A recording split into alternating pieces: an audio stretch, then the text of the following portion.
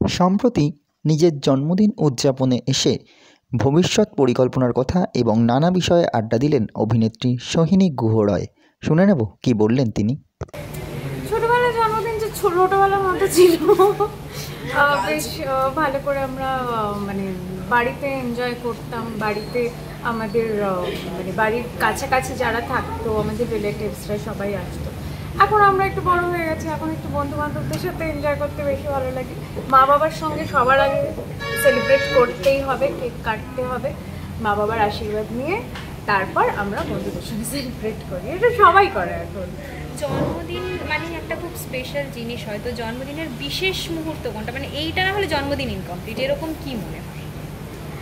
আমি তো সবার আগে কেক কেটে নিজে কেক খেয়ে নিই, তো সেটা আমার জন্মদিন বলে আমি খাই, এটা সবার করা উচিত। তো আমার মনে হয় এটাই আমার জন্মদিনের আমার মানে কাছে আর কি, প্রত্যেক বছর এটা আমার করতেই হবে আর কি। তো কেক কাটাটা তোমার কাছে একটা স্পেশাল, কেক কাটা কেক খাওয়া, কিন্তু তোমায় দেখে মনে হচ্ছে না যে তুমি এতটা বেশি ফুডি, মানে কেক জেনারেলি অ্যাক্ট্রেসরা কেক না খাবো না, সুগার আছে, এরকম কোনো ব্যাপার কখনো মেনটেন করো? হ্যাঁ, একদম, মানে মেনটেন তো করতে হয়। I am a little bit foodie, but ব্যাপারটা হচ্ছে যখন টেলিভিশনে আসা বা সিনেমার পর্দায় আসা, তো সেটার জন্য কিছুটা তো মেনটেন করতে হয়, না হলে কি আর ভালো লাগবে? আজ অব্দি জন্মদিনের পাওয়া বেস্ট গিফট কি ছিল, একদম মেমোরেবল যেটা? বেস্ট গিফট আমার কাছে অ্যাকচুয়ালি বার্থডেতে আমাকে যে যাই মানে যেটাই দিচ্ছে না কেন, সেটা মানে ট্যাঞ্জেবলও হতে পারে, নন ট্যাঞ্জেবলও হতে পারে, বাট যেটাই দিচ্ছে না কেন ইজ ভেরি ইম্পর্টেন্ট। যেই মানে যাই আমাকে দিতে ইচ্ছে না কেন বার্থডেতে, ইটস ভেরি ইম্পর্টেন্ট।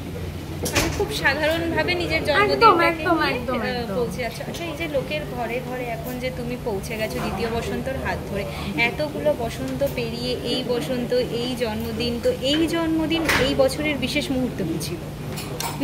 এই জন্মদিনটা তো মানে too much celebration I have done, মানে প্রি বার্থডে এখন পোস্ট বার্থডে মানে চলছেই সেলিব্রেশন, পুজোর থেকেও বেশি চলছে। পুজো অ্যাকচুয়ালি 4 দিন চলে, আমার জন্মদিন মোটামুটি জন্মদিনের আগে থেকে শুরু হয়েছে, 3-4 দিন আগে থেকে।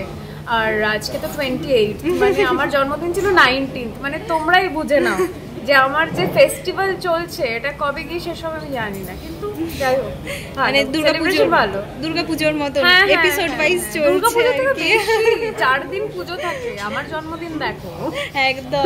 তো সবশেষে তুমি দর্শকদেরকে কি বলবে?